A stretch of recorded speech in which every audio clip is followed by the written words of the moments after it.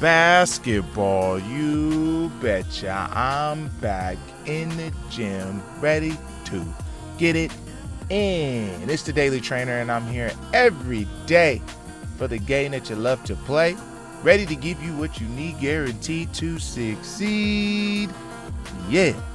So, back in the gym with my guys again, and I'm back in the gym with you guys.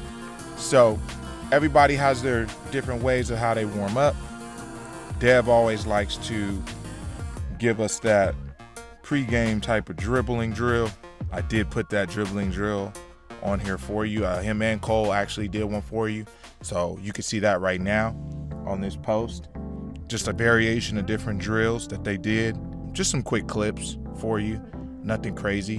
And if you want to see that whole scenario again, I do have a video where they're doing it for like, I think 8 to 10 minutes just to show you like a pregame dribbling routine.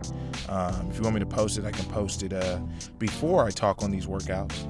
And then you can always do that right before, and then we can get into the workout. So just let me know in the comments. What we did here today was, they've been working hard, they've been lifting, they've been doing some other things. So today was just more of a shooting day. The thing with shooting, again, as much as we see ourselves make shots, we think we're good shooters. And a lot of what you're shooting is stationary. Please correct me if I'm wrong. A lot of shots that we take, because running and dribbling takes so much out of us, we shoot a lot of stationary shots. And there's nothing wrong with it. But in reality, a lot of times you're moving. Just even if it's a little bit, you're moving a little bit in the game. And you have to understand that shooting isn't just catching and shooting stationary jump shots. Now, why am I doing it here with them? Like I said, they've been working throughout the week and just don't want to overwork their bodies to where they don't feel recovery. So I still want them to get working, but still feel as if they're having recovery in their days. We shoot 5 spots. The familiar spots on the floor. It always represents the baseline, which also represents the corner 3, kind of that middle area, which represents the wing 3, then obviously right in the middle, which represents the top, and then obviously the other side of what I just talked about, baseline and the wing. It's always good to, again, get the visual and understand there are different measurements on the floor. If you don't know what I'm talking about as far as measurements on the floor, you can go to the video that we have all the way on the very beginning of Basketball U, where I was talking about just the start of basketball and the measurements on the court, because a lot of people don't know that, the corner 3 is the shorter 3 on the floor. And if you want to shoot a higher percentage and you want to sneak a good percentage out of it, you probably want to get those 3s out of the corner. But that's another conversation for another day when we talk percentages. The reason why I post shooting videos like this is not to try to tell people this is how you should shoot. I want you to see the different forms of different people who shoot the ball well, so that you can see that there's different ways to be a really good shooter. Now, some of the guys I have on here don't shoot it as well as a Spencer or a Cole, but they do make shots. And so that's what I want you to see when these guys are shooting these shots, okay? Now, Dev came to me a while back, and he said that's what he wanted to improve on. And I had him working with some of the other guys that you'll see on here too. There's another guy on here named Ty, and I got another guy, Sajin, and his sister, actually. They're all going to be on video as well, and they shoot the ball very well.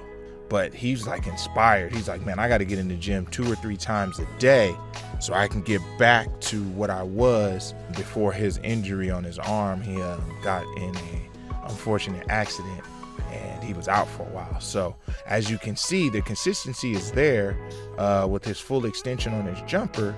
It's just times where he's short, sometimes he's a little long. And again, it's a confidence thing. It's not something where he can't shoot or he doesn't know what he's doing. It's hand placement. It's consistency of that full extension, which he's working on. And I like how he breaks it up into pieces. Like, so today, his main thing was, okay, I'm going to work on full extension. whether his hands were on the ball properly or not, which you can see sometimes his release wasn't the same. And that's okay, because we came to an understanding over time in the summer of how to be consistent with his hands. But today, all you can see is that arm is just continuing to raise up, and that elbow is high over that eyebrow as he's trying to finish shots. I call that the Mike Miller method. Mike Miller shoots the ball extremely well, and his biggest thing is that ball should be arced, and that hand and that arm should be straight up, because that will never allow that arm to come down when tired. So it's more working that muscle memory of being consistent when you're tired, but also when you start feeling it, it's going in, it's going in, and it's going in again. And so that's kind of the method we're working on here, and he's really doing a good job of being consistent in that hold. Not seeing the consistency it makes, but again, there's days where he does, where I've seen him make 6, 7, 8, 9 in a row. But how do we get that feeling, and how do we get that consistency every single day? And again, it's just working tirelessly on the same mechanics over and over again, like I said, till you get bored. And this was something that, you can teach, but again, you have to work through each and every day. Now, can you be consistent in seeing yourself miss and not be successful, but know that you're doing the right thing, working towards being a consistent shooter?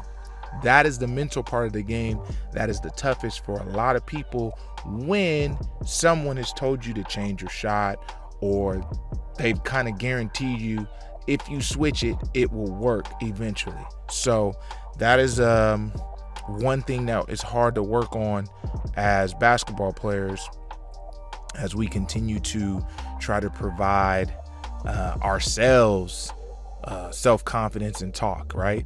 Because we're our biggest fans, even though we're the hardest on ourselves at times, right? We have to be our self-motivators, we have to be our self-coaches, and we also have to be our teachers as well. So just remember, man, all the work that you're putting in is going to work, but you have to make sure you're doing it right, and you have to stay consistent. Basketball U, I appreciate you as I always do, and I just want to keep giving you a little insight like I always do, little by little, and just keep learning and watching from all these different people that have success and the ones that don't. Okay?